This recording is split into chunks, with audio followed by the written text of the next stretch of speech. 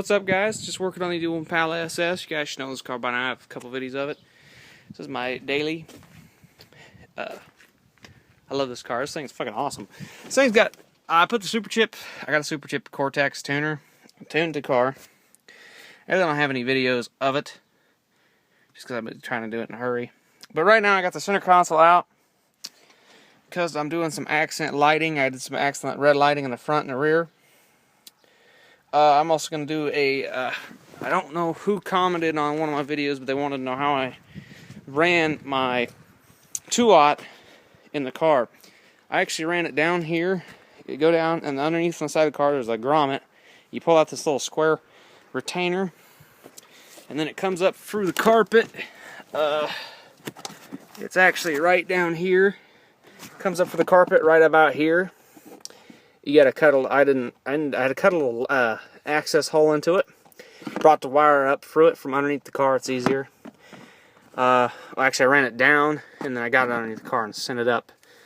Then I ran my 12 gauge sky high speaker wire through here. I need to tie some of this down, but I really don't want to make it real permanent in case I ever sell this car and I want to take the system out of it.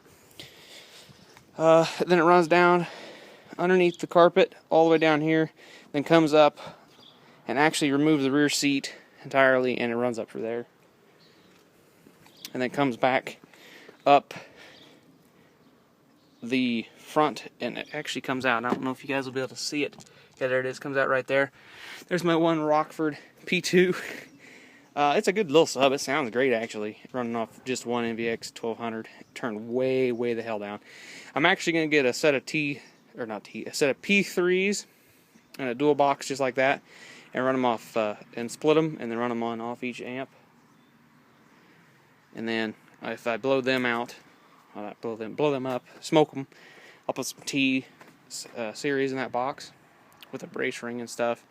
That box, the Rockford box, should be able to handle it, and it sounds pretty good. 2 P3s getting pumped to what they're supposed to be, and maybe a little more, will sound good in this car. There's Edelbrock, nicely cleaned up. Edelbrock Performer intake, I cleaned up. Actually pulled that off of a project car I got. Most of my wiring stuff's back here. You got my trim piece off. I unhooked my OnStar because I don't plan on using it, and I don't like the possibilities of people listening into my conversations in my car.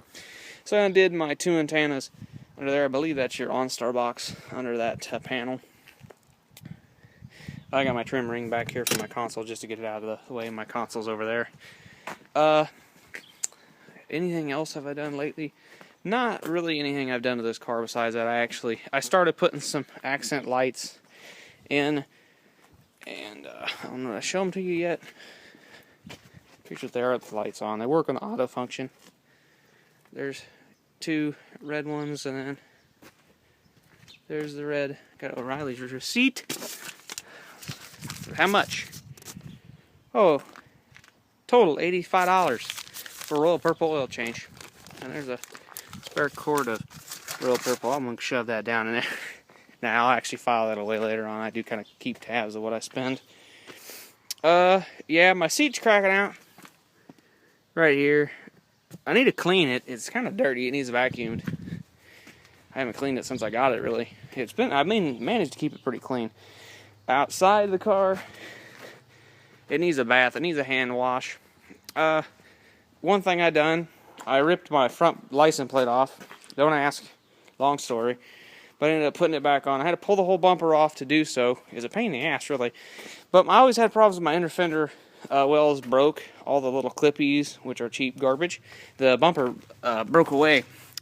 So Polaris has these Torx, like self-tapping screws. Actually, I got one over here in the parts bin for building that Ranger. Put a symbol in it. It's one of these. That's what they got. Basically, these fit a typical small style nut you can fit on there and start them. I did that on both sides. One down at the bottom, one in the middle, and one in the top. All 3 down there with some fender washers, and that's solid. I mean, and it totally made the front of the car look better, because them looked like ass because there was about that big of a gap. And it rubbed on my tire a little bit in certain spots. I got another set of LEDs, red LEDs. I'd like to run a set of LEDs underneath that grill, and have the front have some LEDs in the front and grills, because I think that'll look cool.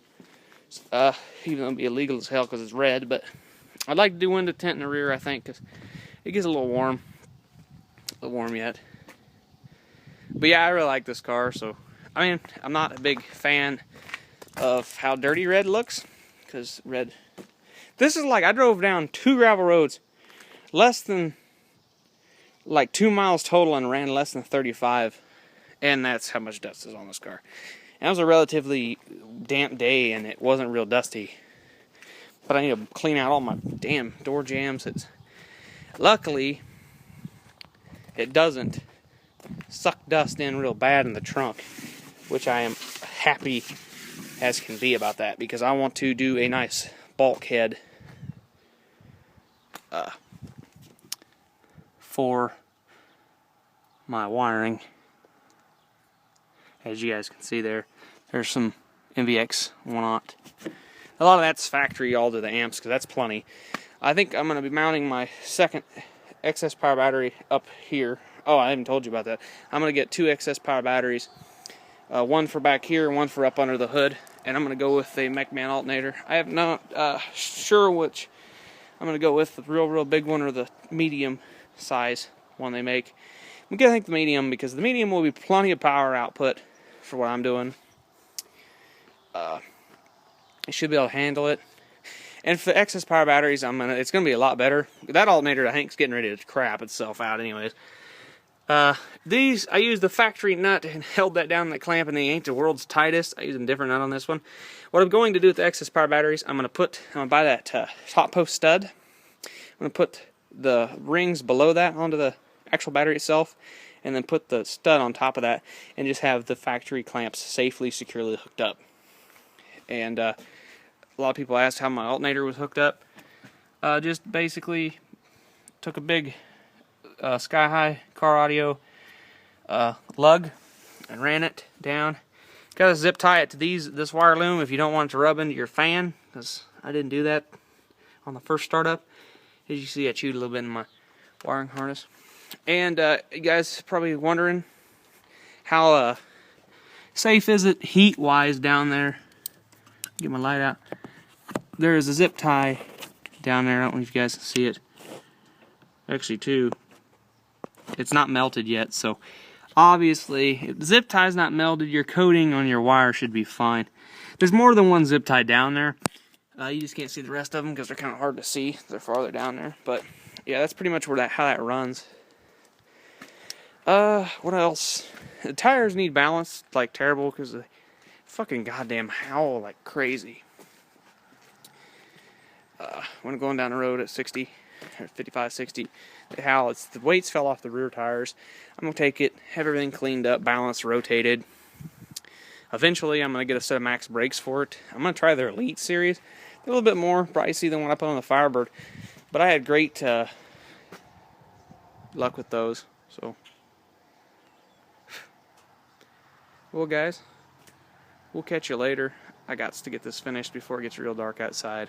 Gotta get some 91 octane to dump in this turd. And head on to my about 45-minute drive home. So, yeah, it's 45 minutes here and 45 minutes back from work. So, yeah, a lot of commuting. I already got 78,000 miles on this. I put 10,000 miles on this car already, which is a lot.